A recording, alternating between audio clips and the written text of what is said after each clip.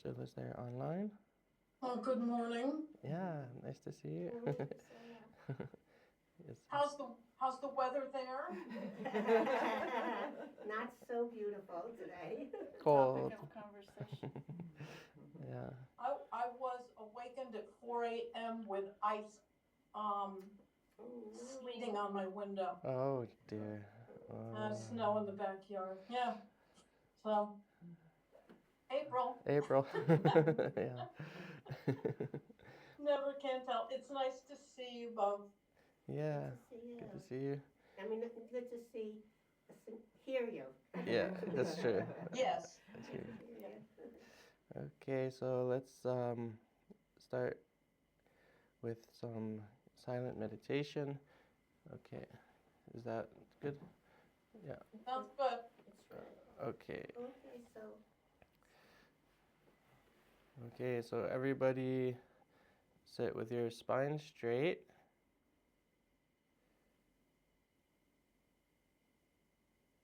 And we'll practice mindfulness of the breathing.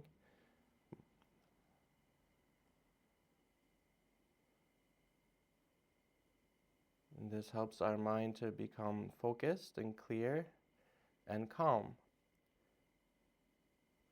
So just make a strong intention to keep your attention and awareness on the breath, so that you sort of activate this factor of the mind called meta-awareness, where you're fully cognizant of all the movements of your mind, even small ones. And so if you start to move away from your breath, then you notice it. You make a little adjustment and bring it back gently.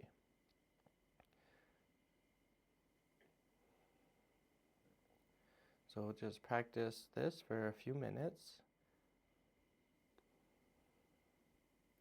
And again, you can choose your point of focus either at your abdomen, where your stomach rises and falls, or at the tip of your nostrils, noticing this sensation of the air passing. And there's no need to adjust the breath or elongate it, just let it be natural.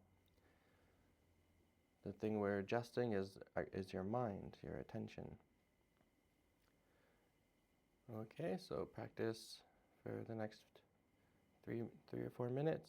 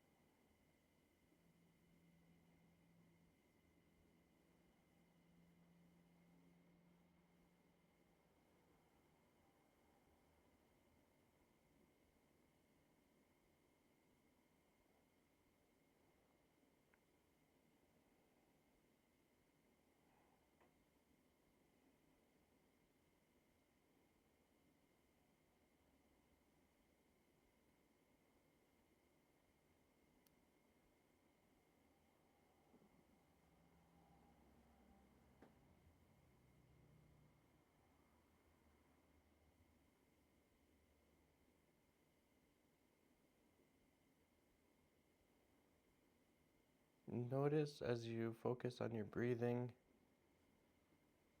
that certainly you're not really able to stay completely single-pointedly on just the breath. The other things are happening in your mind. A little movement towards some recollection, some planning of the future. The sound you notice from the outside and you turn your attention there. But all this is good. This is all part of the practice, and just notice how the quality of your mind shifts, even though it's still moving around from object to object. The mind becomes a little bit more subtle. Still, it's a bit more calm than it was before. So now just allow yourself to experience this open calmness of the mind without making any particular effort to focus on one specific thing, but just allow your mind to be itself, to move towards the various thoughts or sounds or sensations that come up, and observe. Observe the movements of your mind. So this is now mindfulness of the mind instead of mindfulness of the breath.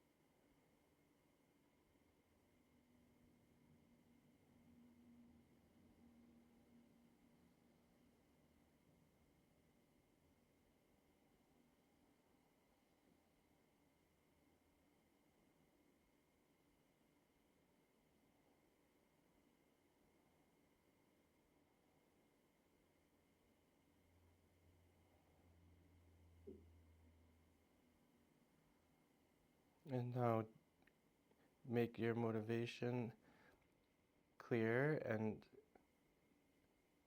cultivate specifically the motivation to be of benefit to all living beings. Because all suffering is something that should be eliminated regardless of whose suffering it is. Fundamentally, there's nothing more important about my own happiness than the happiness of all other living beings. There's nothing more important about myself than all other living beings. So generate that loving, warm-heartedness, kindness that extends out towards all living beings.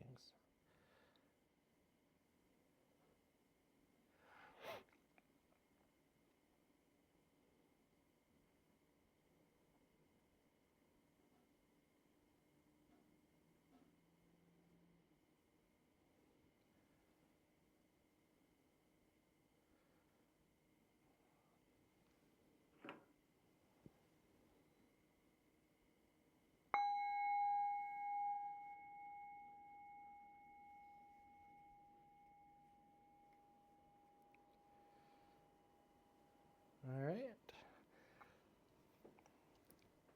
So before we start going back through this wonderful text or poem, this very, very informative poem. Let's see, how many verses are left in here? There's quite a lot. Yeah. We have 134 and we're at about 34. No problem. No problem. Oh gosh. There will be no end to learning from this book. Okay, we're at actually 20 something. Okay. So, are there any questions from any of the left over from any of the prior verses or prior lessons, classes? Okay, if there are no questions, then we'll keep going. But still, yeah, we're not going to finish. So let me just go over the plan for the next. Oh, let me do a screen share as well, so everyone can see. So the plan from now on, well, Geshima Hladrin is coming tomorrow. She'll be teaching another Saturday morning class next Saturday. So we changed it a little bit to give a little more time for her to rest or to, settle. But then also so we have more time to announce like a welcome event. So then we're going to have 2 Saturdays from today. In 2 weeks, April 26th, there will be a welcome event, which is on this flyer, tea and buns with a Buddhist nun. So everyone, please come. Of course, and some of you are coming tomorrow even, right, to help welcome Geshima. So if anyone wants to take a few of these to put them around anywhere you like, feel free. Okay, so that will be the same time as the normal class, 2 weeks from today. Next Saturday, Geshima will just be teaching the same text. Well, I'm not sure what she'll teach, but there'll be a class like this, and then starting after the welcome event, she'll be going into another very, very comprehensive but a little bit shorter text, a little bit more condensed, called the 37 Practices of Bodhisattvas, and it's part of the genre called the mind training literature, mind training text, the 37 Practices of Bodhisattvas. Okay, so that will be coming up starting in 3 weeks. Okay, and then she'll take it from there, and we'll see about possibly adding more days per week, seeing what people need or want in the community, and maybe having just some very simple mindfulness or meditation classes in like the weekday evening, or something that people can kind of drop in a quick way without really having to, really study like in depth, but just to, have some time to settle and, So anyway, we'll see what the community really is interested in, but other things will be coming. Okay. What time will she be leaving? Leaving? To arrive tomorrow. I'm just curious as to. When is she leaving? From India. She's leaving at 2:30 a.m. and she's arriving here at 12:10, but that's with a 9.5-hour change, so it's basically about a 20-hour travel. Yeah. Thank you. Yeah. Yeah, I think the layover is in London. Yeah. London. Yeah, it's a short layover. I was Actually. curious. Yeah, sure. Yeah. She's flying from Delhi to London, and then London Heathrow to Logan. Yeah.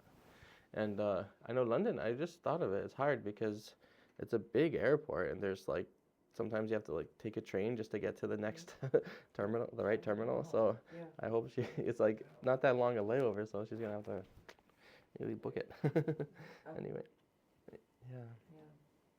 Yeah, so she's leaving soon because it's already evening there, right? Right. Yeah. Okay, so let's wish her well and hope everything goes well in the travel and then coming in through the airport and through customs.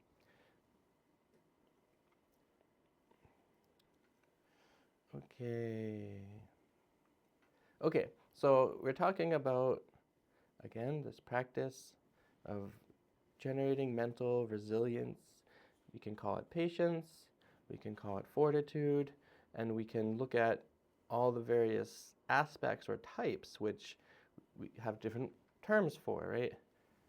So forgiveness is a type of patience here, right? Forgiveness, right? Like I said, fortitude or forbearance, and then what's in common about all of these things?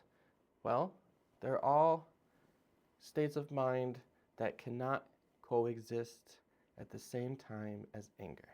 That's the key point to understand here. Okay. This is a fundamental theory, you can say, or principle in Buddhist psychology, but in real life, in psychology, but the understanding coming from the Buddhist contemplatives and scholars and meditators, which is that if you have a cognitive state, which means that there's a certain way of interacting with, or the word we often use is appraising. There's a certain way of appraising some object. Okay? Object means anything that you can think of. Doesn't have to be a physical thing. It can be a person. It can be an idea. It can be, a situation. It can be your own sensations, your own pain, your own, your own body, whatever. Any of these things, they're all objects. And then the mind has a certain way of looking at that object, a certain way of appraising it. So anger, how does it appraise an object? It appraises it by focusing on a negative aspect. So what kind of object can we use as an example? Well, you can use anything. The weather, as everyone was saying, right? Perfect example. Okay, so the weather, focus on a negative aspect. Oh, it's causing me to feel cold, which is painful, which I don't like. Okay, that's a negative aspect of the weather.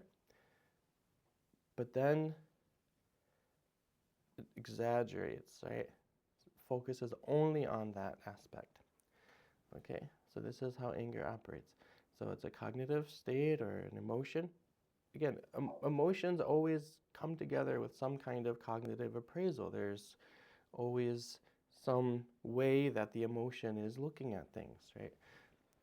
So the emotion of anger or irritation, frustration, all these things are the same class. They're all angers, types of anger. We're saying, ooh, this is causing me some suffering. It's a cause of suffering, a source of misery, a source of being cold and wet, and I don't like it.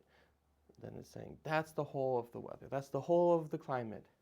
The whole world, the whole outside is all this negativity, negative thing, this cold, cold, cold. That's all it is. And then there's this sense, right, of harming it. Sense, again, it's the movement of the mind to just push it away, destroy it, harm it. It's not actively, you don't have to sit there and think, I want to kill the air, it's not like that, but it's the sense in your mind, right? It's an emotion, right? The emotion of anger, okay?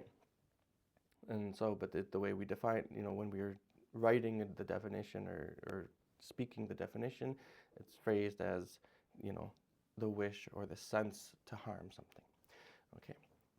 So, and then not being able to bear it, right? This like overwhelming quality. So that's this one mode of cognitive appraisal. Now, what's this fundamental theory or principle in Buddhist psychology? Well, you have something like that kind of anger, but then it has an opposite type of cognitive appraisal, right? The opposite is called here patience. We're calling it patience, right? So patience and anger are direct opposites. So when you have, hi Karen, oh, good to see you. Is there enough chairs for you? Yeah. No, there's still a couple chairs. Yeah. So you can sit here. Okay. We could always move. You could always move a chair over. I can bring this chair over. Okay. So then there's these two direct opposites, right? That means when you have one object, the weather, then if you have anger towards that object, right? If in your mind there is this emotion with this over exaggeration of the negative qualities, the negative properties of the weather, the cold, it's so painful, okay? And you're engaged with that, you're praising that object. That object is the cold weather. Then at that moment, right? Together at that moment, then patience cannot exist. You cannot have two opposite appraisals, right, of one object at the same time. This is a fundamental principle of Buddhist psychology. Now, why is it so important? Because this is what lays the groundwork for the path to happiness, to freedom, right? Because if anger is something which is causing us to be unhappy, causing suffering for us, then we have to overcome it. We have to do something about it, right? Find a cure, a treatment for the disease of our anger. Well, how do we do that? Well, we have to, apply some cure, some remedy, some medicine, something that will counteract that anger. And what is the only thing that can do that? Well, something which is directly opposed to it, right?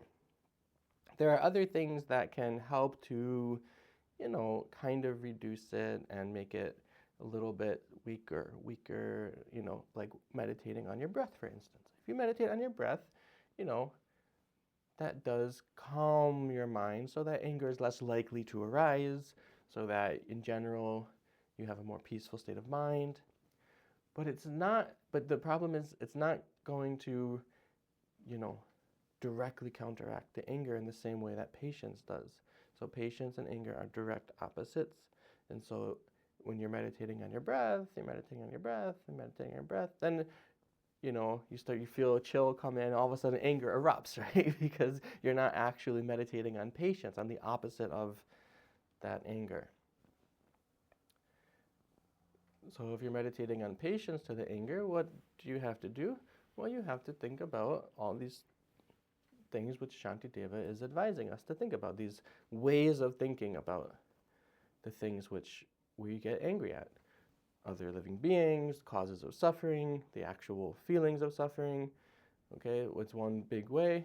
This simple verse is so simple, but so powerful to really reflect on it. Why be unhappy? This is verse 10 again. Why be unhappy about something if it can be remedied? And what is the use of being unhappy about something if it cannot be remedied? Right? So what is this? That you're just it's just taking a big spoonful of reality medicine, right? It's this is you're sitting there, you're so angry at the weather, oh, it's so frustrating, oh, it keeps going on, it's not getting sunny, it's not getting warm, I can't do the projects I want, I can't go outside, I can't play sports. Okay, well, why be unhappy if it can be remedied? What's the use of being unhappy if it cannot be remedied? In other words, is just accepting the reality. This is what's happening. This is the situation. So just thinking about this helps your mind to reduce, right? Your patience grows, your ability. And again, patience here just means the opposite of anger, but it fundamentally is the ability to endure suffering, the ability to tolerate a negative condition, something that's negative, right? Without anger arising. That's all it is. The ability or the mind which is able to tolerate some condition or person or source of suffering without getting angry, right? You're able to tolerate or endure it, okay? So it doesn't mean just sitting there tolerating it, but then not talking and not saying anything, and then really inside you're seething in anger, right? that's also not a practice of patience. Now that's good. You're refraining from negative speech, right? If you do that, and saying, oh, I don't feel well, or I don't like the cold weather, that's not negative speech, right? That's fine. But I'm saying, like, if the option were to criticize someone or scream at someone and lash out, or stay quiet with anger, but still just stay quiet, that's still better, right? It's better than creating the negative, negative karma, as well as just all the, problems that arise if we do that kind of action, right? When we create negative speech, it doesn't just create negative karma, but it just, in the immediate situation, right, it becomes very, very, it worsens almost always, right? Other people get mad at us, and then it goes bigger and bigger, right? So these are various ways of thinking in order to basically trick our minds into into letting go of anger. That's what we're doing. We're essentially tricking our own minds to let go of the anger. Now, why does it get so philosophical here? Now, I know there's still over 100 verses left in the chapter. They're not all so dense and philosophical as these few that are talking about causes and conditions and the self and the primal substance. Like here, it's getting quite philosophical around I think starting at verse 22 or so, right? Now, why is it? Why would we want to look at the nature of causes when we're learning to overcome anger and practice patience? Any ideas? Thoughts? Say it again, sorry. Why would we want to learn, get like a philosophical, deep analysis of the nature of causes and conditions as a part of our practice of patience and overcoming anger? Because it helps your mind move beyond its distraction. Exactly. It's more of, well, I mean, it goes back to, it's like kind of the answer is the answer, right? Cause and effect. And so if you can give your head something to say, this is the reality, Right. then you can decipher, does this make sense? Yeah. Good. Just to add to what Monica said, it also,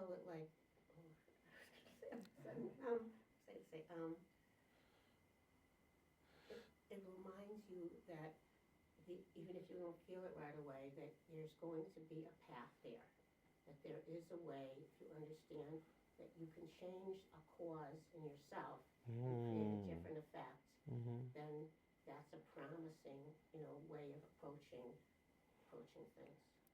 Very good. I was kind of thinking like, what she just said about understanding. If you understand why things are the way they are, then you can work through how to navigate it, how to deal with it. Yeah. Great. Philosophies sometimes take us out of reality, and it helps us train our minds Yeah. when we're reading or thinking Good. about our emotions, especially anger. Very good. Okay, excellent. Very insightful, and yeah, those are all correct answers. Good ways of thinking about it. And I think, yeah, well, Deb, you just said at what you said at the end there, philosophies often do take us out of reality. Well, why would that be? Now, Shantideva is teaching philosophy. Is he trying to take us out of reality? No, obviously not, right? He's trying to bring us into reality. Well, it's the same thing. When we talked about the same thing that I talked about with these, opposite modes of cognition or opposite appraisals. So for an emotion like anger, it just sort of spontaneously erupts at us, right? I mean, spontaneously with causes and conditions, but it's not something that we premeditate and think through and learn about, okay, how am I going to, focus on the negative quality of this rain and only look at how it's so cold, and we don't think through it like that, right? when it comes to philosophies, we do think through them, but they still have the same quality, the same aspect. When I say they, now I'm talking about our beliefs, right? So when we learn philosophy, we're developing a belief, right? So the beliefs have the same thing, where two opposite beliefs can't coexist together. And some beliefs are accurate about, really reflect reality, are actually accurate about reality, and some aren't, right? So here, that's why Shanti Davis starts to go into philosophy, because our beliefs are sort of this backdrop that conditions how we react and respond to things. So if we have a belief where we don't understand the causes and conditions that bring things about, but we think that there is some true, controller, some real essence of a person, and that they're truly, like I said, like the way anger works, right? Truly negative, 100%. They're not just negative, they're evil, They're fully evil. And there's a real person in there, and everything that they do that I don't like, they're deciding to do it because they have the full and complete intention to harm. And there's this real self in there that's doing all this evil, horrible thing. A real self, meaning sort of completely in control, 100%. In other words, a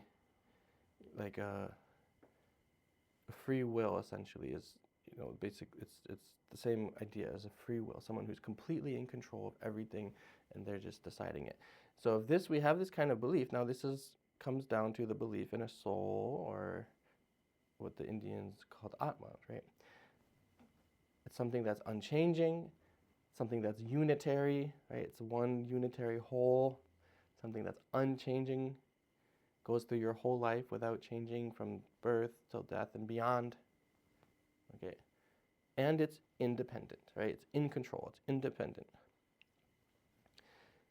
So if you are thinking, if you have this belief based on what you've learned, right, then it's much harder to recognize the complexity of all the different conditions and all the different causes that lead someone to do the actions that you're getting angry at, right?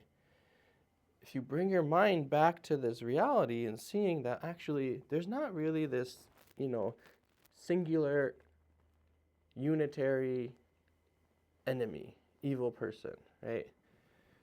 Mr. Evil, Dr. Evil, right? There's not really that unitary entity in there. Instead, this person themselves is not in control. They're doing these actions because of their own negative emotions, their own anger, and their own ignorance. They didn't decide to get angry. They didn't decide to be ignorant. It's not like they woke up in the morning and said, okay, today, first what I'm going to do is, turn on the TV, and then I'm going to look at all these people, and then I'm going to decide, okay, this group I like, then I'm going to decide that group I don't like, then I'm going to decide, these people are making all stupid decisions, then I'm going to decide, that's the person that should win, that's the one that should lose. No, they just react, right? People, you just turn on the TV and you just start reacting. You just, you have conditioning, so you're attached to your in-group, and you reject the group that's somehow determined to be the enemy group or the out-group, right? This in-group, out-group bias, no one chooses to develop it, right?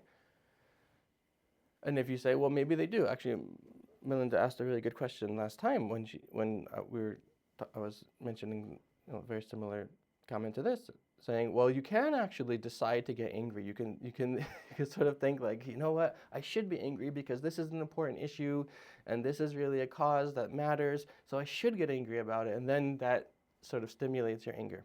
That's true, right? But what caused that thought? Right? Again, who decided that they should have the belief, that they should give rise to the belief that anger is justified or that anger is righteous, right? At some point, you still keep going back and just tracing the causes, and you find that all it is more causes. It never ends. You just find that it's more causes, and more causes. Or like Monica saying how you get angry at this person, and then when you really start to go into the causal history, and you have to say, well, they're, it's really their parents that gave birth to them. That's the reason why they were here doing this thing. So, but then the question is, well, so then is it sensible to be angry at the parents because they're the cause of this person that's doing something you don't like? Well, just keep going. Well, they also were caused. Well, so you have to get angry at the Big Bang? Okay, come on. So the conclusion is really, instead of just like finding the ultimate cause to get angry at, the anger dissolves because you see it's just too complex. And what does anger do? It eliminates complexity, right? Because it focuses only on one negative quality and turns that into the entire person or the entire situation. The entire world of outside climate is just cold, wet, and miserable. Well, it's not. If you hopped in an airplane and flew down to Florida, it's still the outside. It's the same outside. It doesn't stop. There's no actual border in the air there, right? It's the same outside. It's not 100% miserable, right?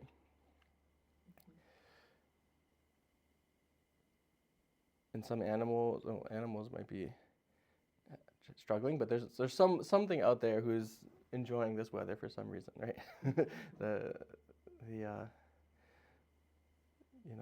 plants that need the water, right? Mm-hmm. So this is how this practice of really analyzing causality brings us into, increases our patience and helps dissolve the anger. Yeah. But everything that you guys said was right too, and that other insight about how it allows you, thinking of causality, allows you to see that you have a path to transform your anger. Now, that's very important. This is now connected to what we call, I don't think I've mentioned it before with this word anyway, but it's something that we call the Buddha nature. Buddha nature. So Buddha nature, again, Buddha means someone who's awakened or just, of the awakened state, Buddha. And then having the Buddha nature is that simply that there is this potentiality because of how things are caused, including our own mind, including ourselves.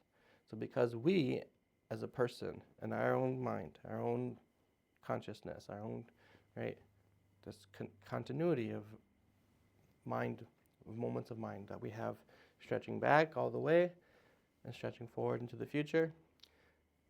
If we just believe in this life, all the way through this life, if we believe in multiple lives, then back before and after the end of this life even. This consciousness, the stream of mind, this also is conditioned and caused. So that means it can change. As long as we change the conditions, then the mind can change. If we change the conditions, then we can go from being an ordinary person to being an enlightened, awakened person, a Buddha. So that's very true. So it's because of the fact that things are conditioned that we have Buddha nature. So that means we can overcome anger. We can completely overcome it, fully, without it ever arising again. And that would be nice. Wouldn't that be nice? That would be very nice. Can't imagine try to imagine that state of, it's not just peace, but it's like this stability, this firmness, right? If you could never get angry. It's strength, right? If you really could never get angry.